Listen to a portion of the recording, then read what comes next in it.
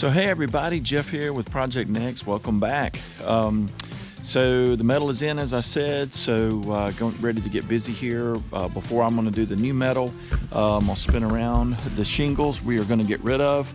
Now I know I could probably just do the 1x4s on top, and I could just put the metal on top of this, but the way that they have these corner drip edges locked in with these big these big nails, I have to rip up the corner of all the shingles to get that off, and that has to come off. And so since I got to go to all of that trouble to get all of that up, I might as well, since it's no bigger roof than it is, I'm just going to go ahead and take it up. So anyway, this is the fun part.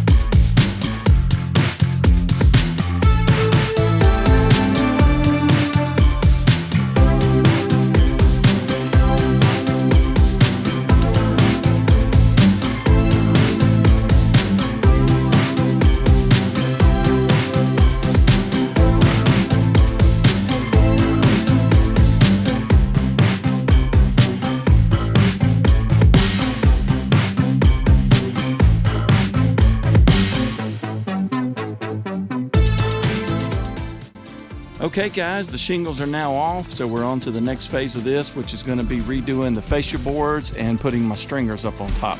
So that'll be the next thing we do, and that'll be all working up on these ends and up on the roof. So let's get back busy. Okay, I want to show you a neat little trick I'm doing. As I've told you, I lack in carpenter skills, so just try to figure this as I go. My biggest weakness is figuring the angles. I think that's a big challenge for everybody. Definitely would not want to hire me as an inside finisher of your house with all your trim moldings. But anyway, so working around that, I'll show you what I'm doing. Now this is one of the biggest reasons why I took the shingles off of my off the top, is because you can see it's done with particle board. Particle board is not that structural. If it gets old and soft, it's not structural. So one of the things I'm doing is I'm tying in a 1x4 here. This is mostly for looks, but then when I bring my stringers out and tie all this back together, then all of this will be structural.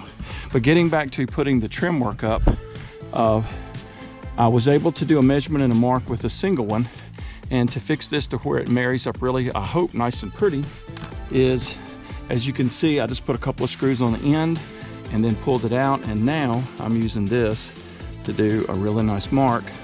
So hopefully these will be a wonderful matchup when they go together.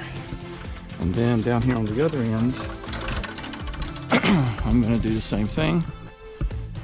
And you can see this is what I'm talking about the particle board. It just does not hold up well. So this is going to give me a nice mark. So when I do the fascia board and lock all this in, this will all be back strong and structural. And that's the main thing that I'm wanting to do. All right, let's get back busy.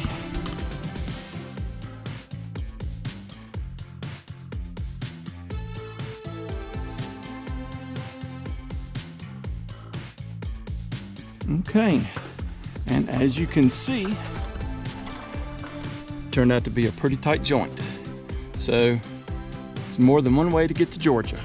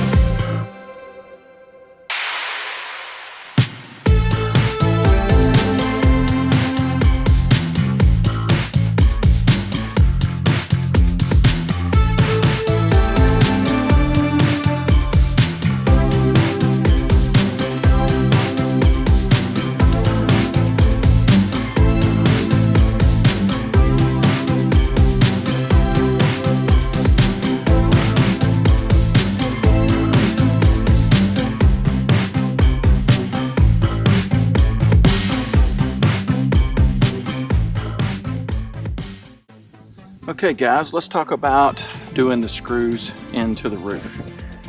There's multiple ways you can do this, and there's no right or wrong. First of all, let me talk to you about the screws. These right here come with a kit. They come in bags of 250. They have a little rubber washer that you can see, so you have to be careful not to over tighten and collapse that rubber washer. Also, they're color coordinated. No matter which color metal you get from the company, they have the screws that's the exact match. Now, a lot of people, the professionals, which I am not one of, while these are all stacked together, they'll get their measurements and they'll go ahead and pre-drill so every one of their holes is exactly perfect. I don't trust my measuring that good, so what I do is once I get them up, I run a string nice and taut, and then I use that as my marker. And we talked about earlier about the way this metal overlaps. This right here is a seam, and you can see right here where this overlaps this way. So I want to make sure I put a screw right here to hold this down. And again, we want it to overlap like this, the way it does, because here where I live, the prevailing southwesterlies come from this direction. So the wind is most of the time, like today, it's blowing, it's coming from this direction. It will not want to blow the water underneath, but it overlaps through. It's not that way every time, but they're prevailing. That's why you choose that. Now, a lot of guys, these have a pretty sharp point, and a lot of guys can go ahead and just pop them and zip them on through. Nothing wrong with that. I guess people that do that for a living, they get to touch and they can go right through with them. For me, I like to pre-drill. So this is the way I do it. Is you come here right beside my string mark. And same thing here, right in the middle to the right side, or left side rather. And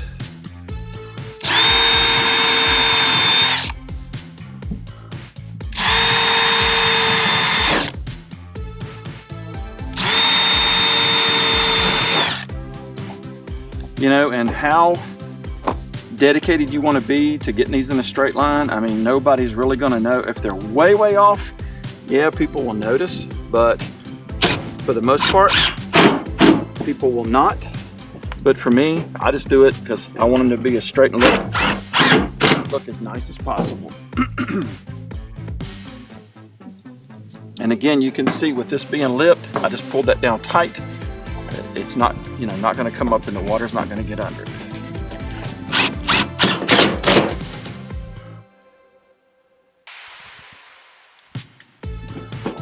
Do these last couple here.